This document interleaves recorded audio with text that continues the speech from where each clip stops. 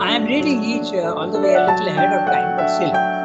So, in Brahman Purusheshwara, he has told you that how at each level of consciousness, your instruments of knowledge also go on changing, and your view of things, the way you are seeing things also go on changing. The consciousness also changes, the instruments of knowledge also go on changing, and there is a relativity right up to the supramental level. When you go to the supramental level, there is no relativity at all. It becomes absolutely absolute. Absolute is the opposite of relative. Okay. In the physical world, everything is relative. Okay. It is so simple to understand. If I look at someone in the face like this, okay, then you are seeing the full face. Now, if you go to the side, you will see only the profile. It is as simple as that. Okay. You see something else totally. But the profile is not the man. The man is full. And in fact, you're not even looking at the behind. You don't know what the back of the mind, of the head. So everything is relative in the physical world, depending on where you are and what you are seeing. But as soon as you start rising in consciousness, you start seeing more and more of the reality. In this physical world, the senses are the instruments. In the spiritual world, when you rise to the second level, as we like to put it, you start using subtle instruments of knowledge. Light also becomes an instrument of knowledge. Okay? Extra sensory perceptions, subtle senses, subtle sight, subtle hearing, subtle taste, and subtle touch. All these things also are there. In fact, subtle taste and subtle is very interesting. That poem is there of Srendo's Invitation. He wrote it, maybe not written, but it was conceived in the jail, when he was in jail. And he's saying that I am being buffeted by the winds and the storm, and I am going up to the hill and the moorland I climb, he says. Who will climb with me? Who? It's an invitation. I am going up. Who will climb with me? Is there anybody who will come with me? So that's the sort of thing. And there he says afterwards in the evening talks, he says that it was a subtle, real experience of the storm. Okay? So subtle instruments replace you. When you go to the highest level, the supramental level, the only instrument of knowledge is identification. You become what you want to know. Okay? That becoming what you want to know starts operating even in the spiritual planes of consciousness, but partially, not fully. But when you reach the supramental, you are the divine yourself. Okay? Your body-mind life remains down in the valley, but you are at the mountain top, and your consciousness becomes the same as the divine consciousness. The way of looking and seeing things completely becomes like the divine. So that is what he said in the previous big chapter, Brahman Purusha Ishvara. Now I am reading the last para of the Brahman Purusha Ishvara chapter. If there can be this simultaneous multiplicity of self-presentation of one reality, we see that there is no impossibility in the coexistence of a timeless eternal and a time eternity. It would be the same eternity viewed by dual self-awareness, and there could be no opposition between them. It would be a correlation of two powers of the self-awareness of the infinite and the eternal reality. A power of status and non-manifestation, a power of self-affecting action and movement and manifestation. Their simultaneity, however contradictory and difficult to reconcile, it may seem, okay, I read that again. Their simultaneity, however contradictory and difficult to reconcile it may seem to our finite surface being, would be intrinsic and normal to the Maya or eternal self-knowledge and all knowledge of Brahman. The eternal and infinite knowledge and wisdom power of the Ishvara, the consciousness force of the self-existent Satchidananda. So what he's saying is very interesting. We'll have a look at what he's saying. We have just now discussed that when you are in the lower planes of consciousness, you see only one aspect depending on where you are. When you go to the spiritual levels of consciousness, you start seeing more and more, no doubt. But still, you are not seeing everything in the right way. I gave you an interesting example of the astronaut going up. No? So when we are in the physical world, we see houses, we see human beings, we see trees, we see roads. But as you sit, even in a plane, when you sit and go up, okay, the houses and the trees and all that start disappearing, and you start seeing the whole town. Okay, you start seeing more and more. Okay, and when you go into the space station, you start seeing even the whole Earth. But now the trees and the roads and the houses are not visible to you. So Srinath is saying, if you go to the supramental level, both these statuses are possible to you. You see the whole as well as you see the details. That's exactly what he's saying. Now we'll go and see what he's saying, what are the words that he is using this. If there can be this simultaneity, multiplicity of self-presentation of one reality, the one reality is Satchidananda. Okay? But as it keeps coming down, it becomes the many, and you see many realities, or rather semi-realities. Okay? You start seeing. So multiplicity of self-presentation of one reality. Self-presentation. The reality is independent of you in your individual consciousness, and you are presenting the picture of the reality to yourself. Self-presentation. And I am presenting the reality of the physical world to myself through my senses, then through my subtle senses, and finally no senses at all, but absolute identification. So Srinath is saying simultaneous multiplicity. In other words, I am at the supramental level, I am at the overmind level, I am at the spiritual mind, I am in the physical world. Okay, that is it. That will be possible, he is saying. If there can be the simultaneous multiplicity of self-presentation of one reality, we see that there is no impossibility in the coexistence of a timeless eternal and a time eternal. In other words, my consciousness is in the timeless, static, no movement at all. He will talk about the movement and non-movement later on. But part of my consciousness is down below, and I am identified with all the levels.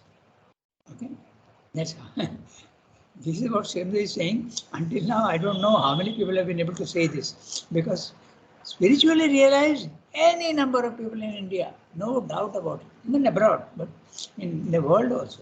Many have gone to the spiritual levels of consciousness. But if you can go to the supramental level of consciousness, okay, it is possible that you may be only stationed there. But Srinath is saying you must take interest in the physical world also, and you must be able to station yourself everywhere at the same time, simultaneously. So not only one aspect. It would be, if that is, then they are saying if that is possible, then timeless eternal and time eternal is the same. My consciousness is at the highest level, and yet it's at the lowest level also. That is what permitted Mother and Sri Aurobindo to talk to people, to do things in the physical world, and their consciousness is not here, it is up there. Okay? It's very interesting, but I'll tell you something that Mother has said in the agenda, then maybe it will help you to understand this. It's not a very easy thing to do, this is what Srinath is saying, because in the agenda Mother says, when I identify myself purposely, okay, with the lower being, then there is intense suffering in the body, she says. But when my consciousness goes up, there is absolutely no suffering at all. So she was doing that, and you must not think that the Mother was in a lower consciousness. Purposely she is coming down to the lower consciousness to be able to work on the body. Okay, so that is what we have to understand. But she says that it depends on where you are identifying yourself with. Okay, she was doing that work. And Srinath is saying, if there can be, he is not saying that there now it is possible. He is not saying that. Okay, so it is possible. This is a possibility in the evolution, that the supramental being will be stationed on all the planes of consciousness. So you can say that. Then she is saying, it would be the same eternity viewed by a dual self-awareness. You are aware of the timeless and you are aware of the time. You are aware of the highest level of consciousness, which is one, and you are also aware of the many in the physical world together. Okay? And there could be no opposition between them.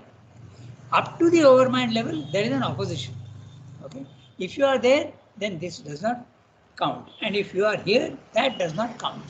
But sometimes, even at this overmind level, when both are there, you see both the things, but they seem to be the opposite of each other.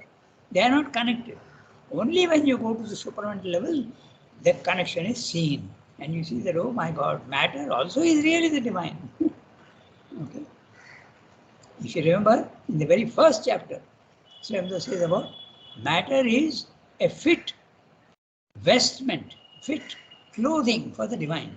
And the next paragraph he says, it is not only clothing, but it is the divine itself. Okay? It's not a cloth. The cloth also is the divine. So that is what they're talking about here. He's saying that in different words. It would be the same eternity viewed by dual self-awareness, and there could be no opposition between them. Now note, he's saying dual self-awareness, because at that time you are the divine and you are aware fully of your own self, but the world also you are aware of, but the world is you. So only self-awareness, okay, would be the same eternity viewed by dual self-awareness. That the world also that you are seeing is only part of you, dual self-awareness. And there could be no opposition between them. It would be a correlation of two powers. And what are those two powers? Self-awareness of the infinite and eternal reality. That's a higher, infinite and eternal. The power of status and non-manifestation, which is the highest one, non-manifestation. You are above the universe. Non-manifestation, another word, transcendent. Okay? And the power of static. When you are in this transcendent consciousness, it is static, but there is also power. Power is very interesting. When you are even silent, okay, there is a power. Don't think that the power is not there. The power is there, but with your power, you are withholding yourself and not acting. A power of self-affecting action. So self-affective action, whatever you want to do, you are capable of doing. Action. At the highest level, static condition. At the lowest level, constant movement and action. Okay? But this action, when you are in that higher consciousness, is self-affecting. When we are in the lower consciousness, we are acting and there is movement, but it's not self-affecting. It is being affected by somebody else. So the word self-affecting is so clear. No? You are yourself controlling the action and the movement and the manifestation. Okay? So you can see how each word is so important. For we can be in action and movement, but it is not self-affecting. We are not doing it ourselves. Nature is doing it for us. But at the highest level, you are yourself originating the action and the movement. Their simultaneity, I'm going to the next sentence. Their simultaneity, however contradictory and difficult to reconcile it might seem to our finite surface being, seeing, would be intrinsic and normal to the Maya or eternal self-knowledge and all knowledge of Brahman. The word Maya being used here is in higher sense. I told you that Maya has got 3-4 meanings. Maya is the power of formation, the power to create forms. And at the highest level, it is the magic of creating forms out of formless. Okay? When you think about it, it's really Maya. But at the lower level, there's a degradation of the meaning, and you see the physical world as only images, not real forms. That's why it becomes illusion maker. At the lower level, Maya is illusion maker, but at the highest level, as he's using it here, Maya or eternal self-knowledge and all knowledge of Brahman. Self-knowledge, you know yourself. And all knowledge, you know the physical world. Again, he is repeating the static and the movement with his words. Eternal self-knowledge, you know yourself. Internal as well as external. Subjective knowledge and objective knowledge. All knowledge of Brahman, the eternal and infinite knowledge and wisdom power of the Ishvara. Note the word wisdom power. Wisdom, chit, knowledge, consciousness. Power, Shakti, they are both the same. That's why there is a hyphen between the two. Chit Shakti. Okay? Wisdom, power of the Ishvara. When you are in the spiritual planes of consciousness, there is some wisdom, but power may be absolutely lacking, or even if it is there, it is only partial, it's not full. But at the spiritual level, okay, it becomes wisdom power. Both are equal to each other of the Ishvara. Ishvara again, very clearly, is the supramental level. The consciousness force is using different words and they are all meaning the same. Infinite knowledge, okay, and infinite action. Wisdom power, consciousness force, same thing. Consciousness force and wisdom power are the same words, but he's using it once to give you a different idea of it. Consciousness has wisdom, force is power of the self-existent Satchidananda. The Satchidananda which does not depend upon the world. Okay? So very clearly he's saying that it should be possible to have a divine life on earth. Don't think like the spiritual people who are there. They don't, you can't, you have to, they loudly say very clearly, if you want the divine, you have to leave the physical world and go out. So they're saying, sorry, I differ. It should be possible. Maybe it has not been done, but it should be possible. Okay? So that's it. So naturally, now you have the continuation of the subject in the eternal and the individual. The individual at the lower level of consciousness is the one tiny bit of the many. And the eternal is the one that is static above and infinite. And it becomes the one. The individual is part of the many. The eternal is part of the one. Okay? But that one, the individual who is limited becomes the one. Again, to picture it to yourself, use the image of the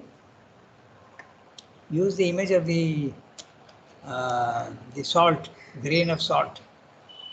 Very clearly limited, that's the individual, and you throw that grain of salt into the sea. Now the grain of salt is not there, but it has become the whole sea. It has become the infinite. So it's possible to, the saltiness is still there, the salt exists, but not the form. Okay? So I think the image of the salt is very interesting because you can understand how the individual consciousness can become infinite. So, shall we start reading the next chapter? Chapter 3, the eternal and the individual. Who will read?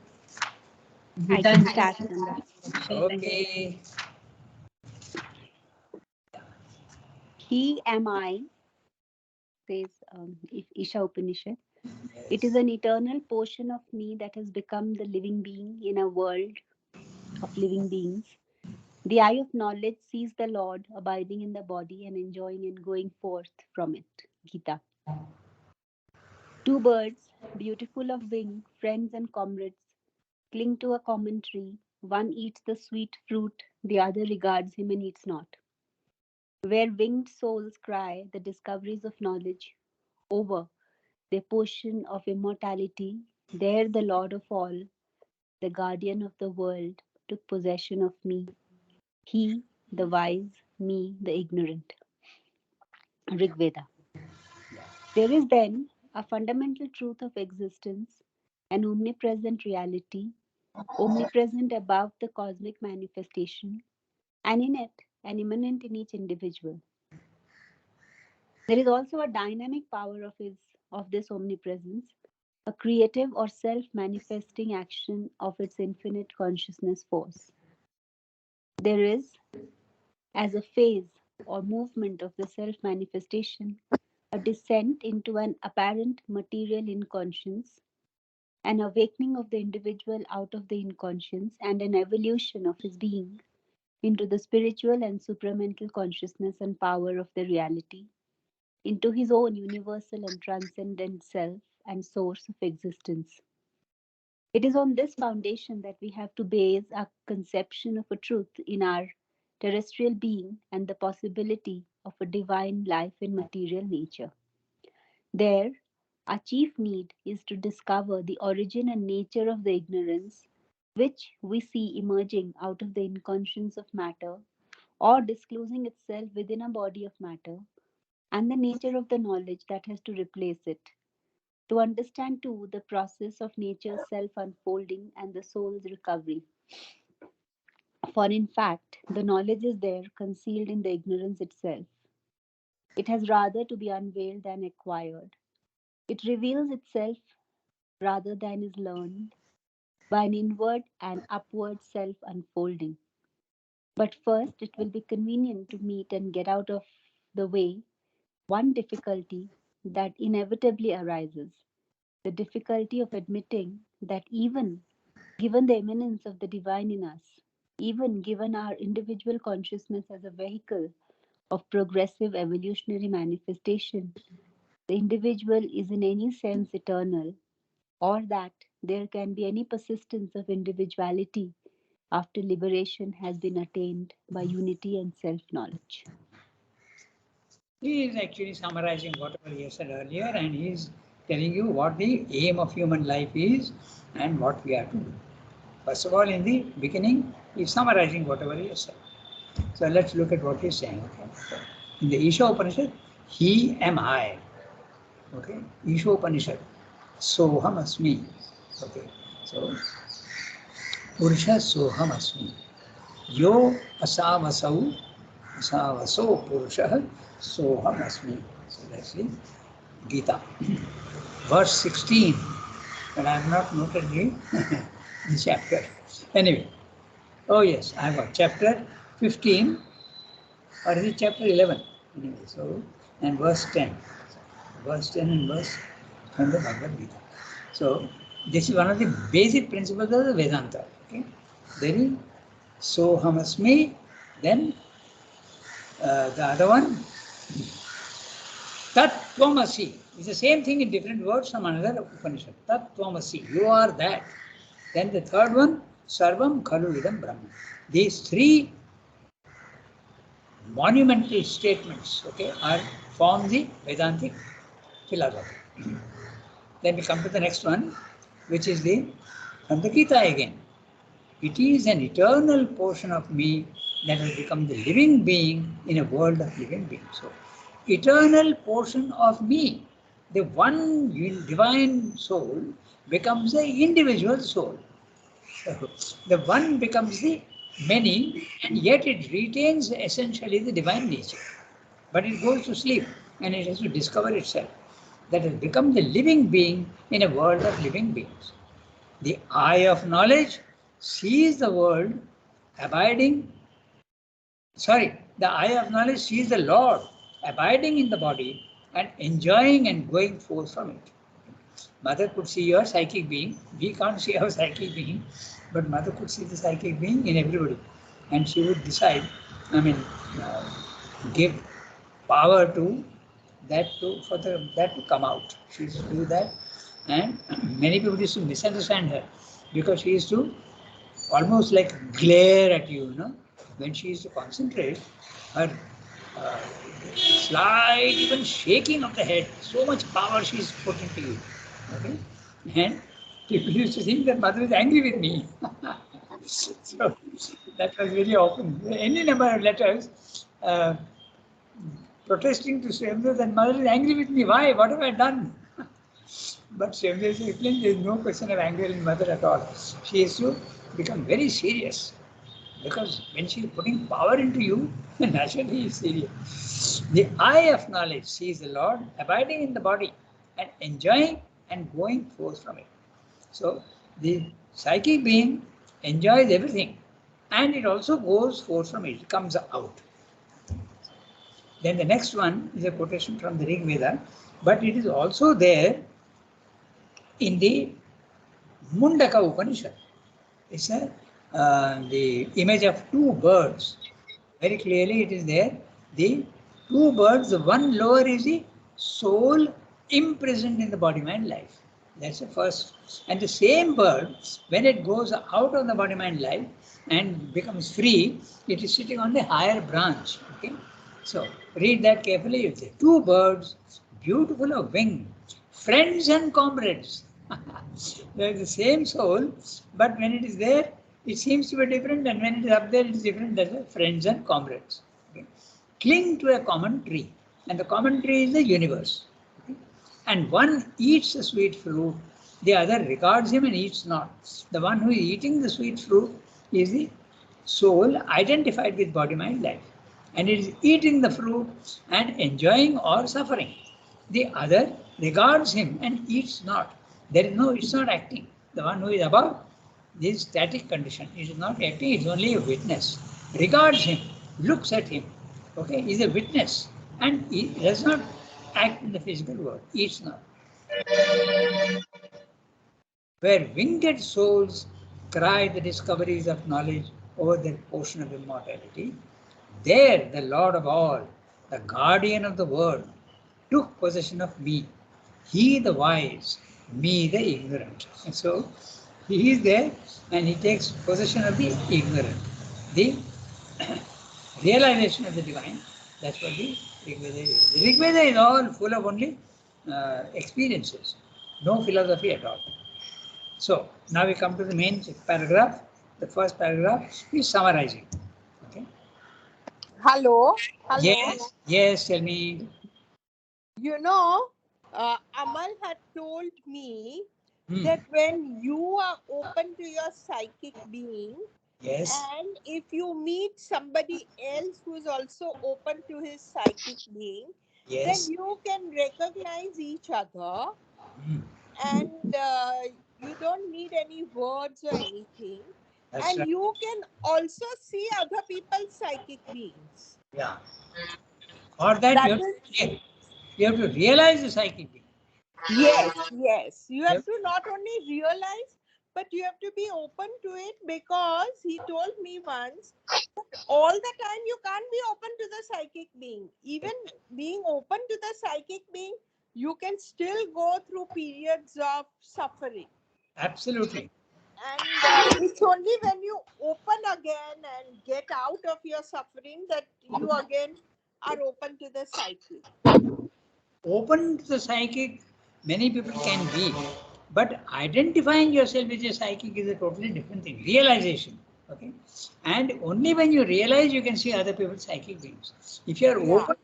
open means you are feeling the influence. You feel very happy, you feel very well disposed towards others. There is no ignorance in you. There is no sadness in you. There is no enmity towards anybody in you. There is only sympathy and love for everybody. But that's not enough to see the psychic in others. You can't even see the psychic in yourself. You can be open to it, but you can't necessarily see it. That requires a realization. So what Amal said is absolutely correct. He is saying that sometimes you are identified, sometimes you are not. And even when you are open to it, you can be in the, as you said, suffering. That's absolutely correct. Okay, so we start reading the paragraph. Amal, Amal was a very interesting character. So definitely, all his letters also, you can see how he was essentially open to his psyche. Okay? He had the experience in Bombay of actually going out of his body also. He told me once, okay, he went out of his body and he was experimenting. Okay, he went to the, and he was in a room, so he thought that if I push myself opposite the wall, then I'll be pushed like in the physical world and I'll go away. So he was experimenting all these things. So anyway, so that's another matter. Now we come to the paragraph. He has written about all that in Light and Laughter, his book. Yes, yeah. And he even told me once how to get out of the body, but I don't want to experiment. Okay. Yeah. Mother taught some people how to come out of the body, because you can come out of the body in sleep. Very often you do, but you are unconscious of it. But you can come out consciously also. But going back into the body has to be taught. If your soul is sufficient, then the silver cord takes you back into your body and you wake up. Okay. But Sometimes you are not able to enter correctly. That becomes the problem. There is an interesting incident about Devuda. He is now gone. In fact, the whole family is gone. So I can speak about it. Okay. He told Satprem about it. He said that I had gone out of my body, but when I tried to enter, I was trying to enter through the legs. But I was not being able to, I was being rejected like a spring. And Satprem came and told that to mother, and mother had a hearty laugh. And she said that that's not the way to come into your body. You have to go through the heart center. You have to enter from the heart center. Then you can enter very calmly and smoothly. Okay. So, very often if you see in sleep, okay, when you are sleeping and you wake up, I don't know if any of you have felt that, there is a jerking of the body. You feel as though you are falling down and then you wake up. Okay. You have come into your body not in a very pleasant manner. That's all. When you come into your body, it can be very smooth and you can wake up nicely, or you can wake up with a jerk in the body. So that coming back can be jerky. So one has to learn how to come back very smoothly. And mother was teaching Devuda about that. Because I remember when we used to come rushing mother used to go back from the playground at about 9 o'clock in the evening, 8:30, 9, and we would all as children run from the playground and go to the ashram and wait for her to come in the car. The car used to go very slowly and we used to be there in time to see her entering. Then she used to get down from the car, go up to the room, which is by the side of the bulletin office. And in fact, that is where now Sudha Anand lives. She is there. Devuda used to live there.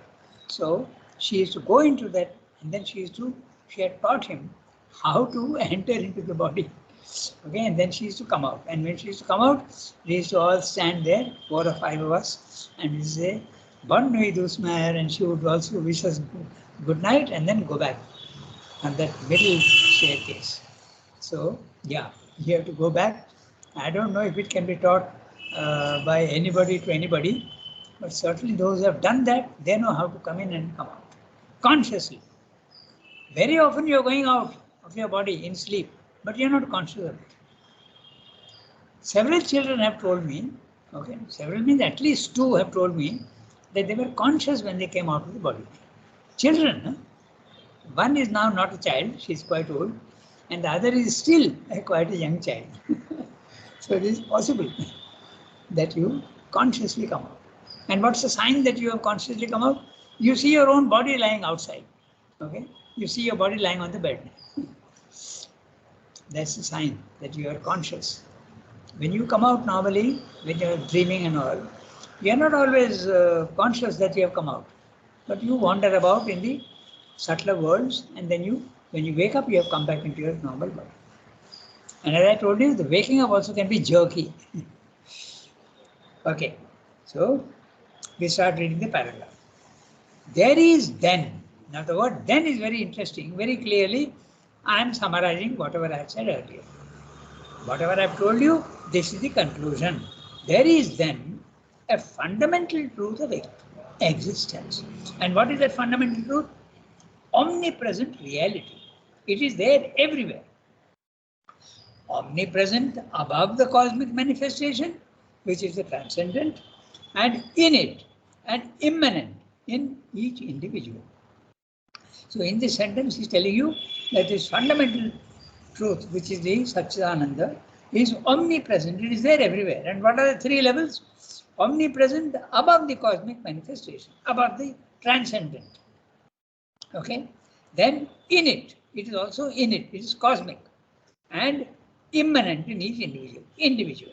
So this Satchidananda is there transcendently outside the universe. It is there in the universe, and it is there in each thing, okay? Each individual. And individual need not necessarily mean only human beings.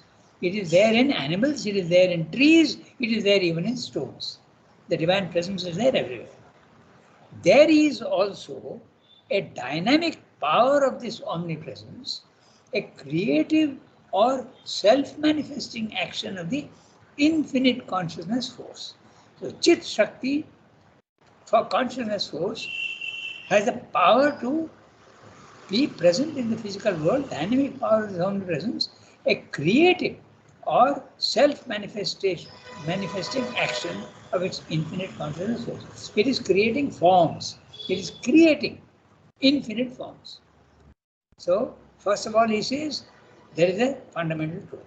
It is there everywhere, outside the universe, in the individual. And it has got this power to create forms. Okay? Creative or self-manifesting. So, he has defined you also to what is the creative power. It's a self-manifesting. When you have to understand the importance of the words, if I give you the opposite meaning, okay? Now, an inventor is creating the mobile. He has got a creative power.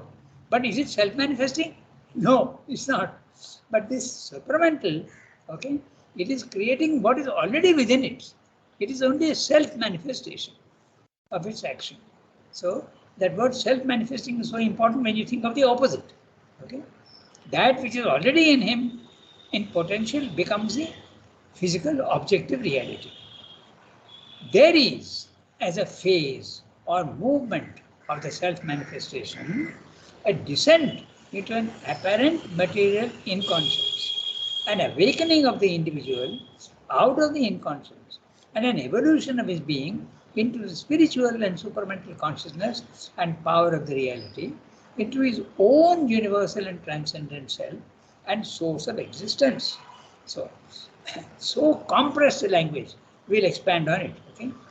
There is, as a phase or movement, okay, of self-manifestation, a descent. So this is the involution, a descent where? Into the apparent material inconscience. Why apparent? Because when you are seeing it here, you are seeing it through wrong instruments. You are seeing it through the limited senses. Therefore, it is apparent. But if you are in the right consciousness, you will see that it is not apparent. The divine presence is there everywhere. It's an awakening of the individual out of the inconscience. First of all, there is an involution, and then there is an awakening of the individual out of the inconscience. It is the evolution, and an evolution of his being into the spiritual and supramental consciousness. So first of all, he emerges from the inconscience, then he evolves into the spiritual, and finally the supramental consciousness and power of the reality. And what is his reality? It is his own nature. It is his own universal and transcendent self. So again, he is insisting on the own individual, universal second level, this cosmic, and transcendent, and source of existence. The transcendent is the source, the cause. We have also said the cause. No? It depends on how you are seeing. The first world is the gross world. It is the result. The second is the cosmic. It is creating the cosmos. The cosmic consciousness is creating the universe. And the highest is creating both, the transcendent self. And it's a source of existence. Everything that exists, it is source to the supermind, the third level. It is on this foundation that we have to base our conception of a truth in our terrestrial being and the possibility of a divine life in material nature. I have spoken to you earlier, he says, about the possibility of a divine life and how to go about it. This is the conception by which we must start. And what is that conception? He has told you in very short. There is a divine reality, and the divine reality has created the universe, and the universe has created the individual. And keeping this in mind, we must now know that we are evolving and we have come up to the mental level, but we can go to the spiritual level and even go to the supramental level. This we have to keep in mind. That's what he's saying. It is on this foundation that we have to base our conception of a truth in our terrestrial being and the possibility of a divine life in material nature. If we don't have this conception, divine life in material nature will be very difficult to accept. There, our chief need is to discover the origin and nature of the ignorance. So when you are doing this, what do you do first? You discover the origin and nature of the ignorance. He is giving you an indication of what he is going to do in the next chapters. So we have to find out the nature and how is ignorance coming. This is one full chapter. Okay? The origin of falsehood and evil. That's one chapter. And the nature of the ignorance. Nature of the ignorance, reality and the cosmic illusion, another chapter. So he is actually previewing what he is going to tell you. The origin and nature of the ignorance. We have to know how we have become ignorant, which we see emerging out of the inconscience of matter or disclosing itself within a body of matter, and the nature of the knowledge that has to replace it. To understand too the process of nature's self-unfolding. The evolution is nothing but the process of nature's self-unfolding. That which is there inside it, it is slowly opening up like a flower. Bud opens up the flower. So in the bud, the flower is already there and it just opens up. This is the self-unfolding and the soul's recovery. And then the soul recovers its actual status and loses its ignorance. For, in fact, the knowledge is there, concealed in the ignorance itself. As I said just now, the bud contains a flower. You don't see it, but it opens up and becomes a flower. But in fact, the knowledge is there, concealed in the ignorance itself. It has rather to be unveiled than acquired. If it has to be acquired, you may succeed or you may not succeed. But it's already there in you. So all you have to do is to unveil it. You have to get rid of your three coverings of matter, your body, life, your vital being, and your mind, which is the universal mind. It reveals itself rather than is learned by an inward and upward self-unfolding. Now we're telling you the process also. You go into yourself and discover the psychic being, or you go upward and unfold yourself, you'll get the self. So the two are, both the things are possible. And if you combine the two, that's the best. That's why there's chapter, the triple transformation in life development. So you can see all the words he's giving you. I will develop these ideas later on, he's telling you. Inwardly you go and upward you go. Inward you get devotion for the divine, but you can also get knowledge, but it's not as sharp and as clear as going up. When you go up, you get the knowledge, which is far superior to the inward knowledge. But you also don't necessarily get Ananda in the beginning, whereas in the psychic being, you get Ananda and love and devotion. And everything is an unfolding. In fact, very often they say that when you have a spiritual experience, it feels as though you have suddenly remembered what you always knew. Okay, so that's why it's an unfolding. It's not that some new information has come into you, but it's an unfolding. Oh, I knew it always in the background of my mind. I'd only forgotten it. That's what it is. But first, it will be convenient to meet and get out of the way one difficulty that inevitably arises, the difficulty of admitting that even given the immanence of the divine in us, even given our individual consciousness as a vehicle of progressive evolutionary manifestation, the individual is in any sense eternal, or that there can be any persistence of individuality after liberation has been attained by unity and self-knowledge. So he's telling you what the difficulty is and what we have to do to get rid of the difficulty. What are the difficulties? We'll repeat. The first one is, you are the individual, you feel clearly. But can you become the infinite without the individuality? That's what. The difficulty of admitting that even given the immanence of the divine in us, I accept that the divine is there in me. Even given our individual consciousness as a vehicle of progressive evolutionary manifestation, the individual is in any sense eternal. Can the individual be eternal? Because he is so transient. The body, the vital and the mind all disappears. What is the guarantee that the soul also won't disappear? That's the first difficulty. Or that there can be any persistence of individuality after liberation. Because once you are liberated, the grain of salt has become the infinite ocean. The grain of salt doesn't exist. But can it exist? That's what he's asking. Or there can be any persistence of individuality after liberation.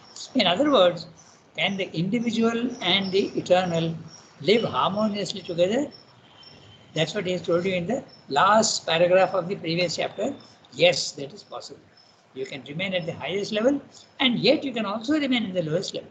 And they can be quite consistent with each other. It is possible to do. Okay? There can be any persistence of individuality after liberation. So clearly he is telling you the theoretical aspect from which we have to start, and what we have to do to realize what is the aim of life.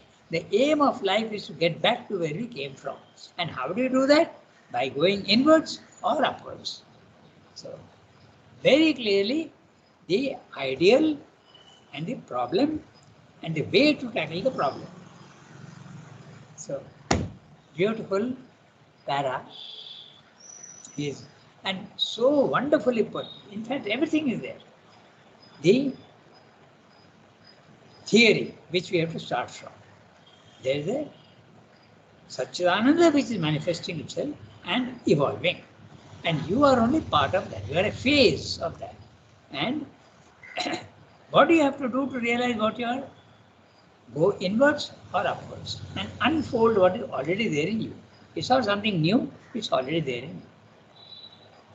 Okay? So I think we are 8:39 means 8:40, so we have to stop here.